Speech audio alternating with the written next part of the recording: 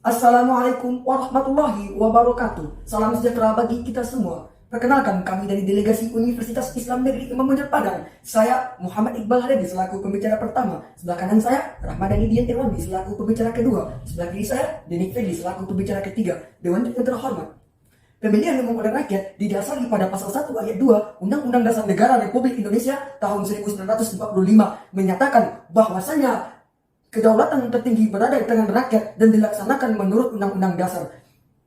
Dalam konteks demokrasi, kedaulatan rakyat merupakan konsep tertinggi yang memastikan bahwa kekuasaan pemerintahan harus dibatasi. Hari ini, tidak ada satu negara pun yang tidak memiliki hukum terkait pemilunya sendiri. Demikian juga dengan Indonesia yang juga memiliki tata hukum pemilunya sendiri. Salah satu penyelenggara pemilu yang diberikan kewenangan penanganan pelanggaran pemilu adalah Badan Pengawas Pemilihan Umum dan didasari pada Undang-Undang Nomor 7 Tahun 2017 tentang Pemilihan Umum. Akan tetapi, penanganan pelanggaran pemilu oleh Bawaslu dibatasi hanya sampai penetapan hasil oleh Komisi Pemilihan Umum dan tidak setelahnya. Karena proses penetapan hasil kemudian akan menjadi ranah Mahkamah Konstitusi. Maka dari itu, kami dari Delegasi Universitas Islam Negeri Imam Bonjol Padang menyatakan pro terhadap mosi hari ini. Bahwasanya Bawaslu tidak berwenang menangani pelanggaran pemilu pasca penetapan hasil secara nasional. Dewan Juri yang terhormat, pemilu yang adil dan berintegritas merupakan salah satu tujuan dari penyelenggaraan pemilu. Kerangka hukum pemilu di Indonesia sudah mengadopsi standar atau komponen pemilu yang demokratis. Kerangka hukum bukan hanya menjamin hasil pemilu saja, melainkan integritas hasil dan keseluruhan proses dalam pemilu. Kerangka hukum pemilu di Indonesia sudah diatur untuk menjamin hak-hak fundamental seperti hak memilih dan dipilih, hak kesamaan antara pria dan wanita, hak untuk berpartisipasi dalam urusan publik, dan hak-hak fundamental lainnya. Namun Dewan Juri yang terhormat, pada kenyataannya dalam pemilu 2019 terjadi pelanggaran pemilu secara terstruktur, sistematis, dan masif. Hal ini dikarenakan pendiskreditan dalam menangani pelanggaran pemilu oleh Badan Pengawas Pemilu dan Mahkamah Konstitusi. Setidaknya ada 4 jenis masalah hukum dalam pemilu. Yang pertama pelanggaran, yang kedua sengketa proses, yang ketiga perselisihan hasil pemilu, dan yang keempat tindak pidana. Dalam pasal 466 Undang-Undang Pemilu dijelaskan mengenai sengketa proses, yaitu sengketa yang terjadi antar peserta pemilu dan sengketa yang terjadi antar peserta pemilu dengan penyelenggara pemilu sebagai akibat dikeluarkannya keputusan KPU.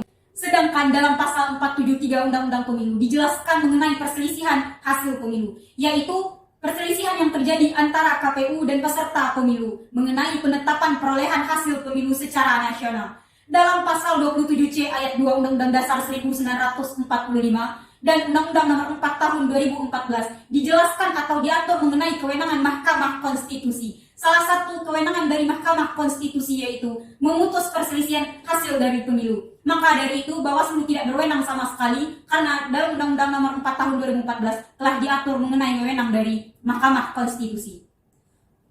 Dewan Juri yang terhormat, praktik penyelenggaraan kewenangan penyelesaian persoalan dalam proses rekapitulasi hasil maupun pasca penetapan secara nasional menimbulkan ketidakharmonisan dalam menangani pelanggaran pemilu.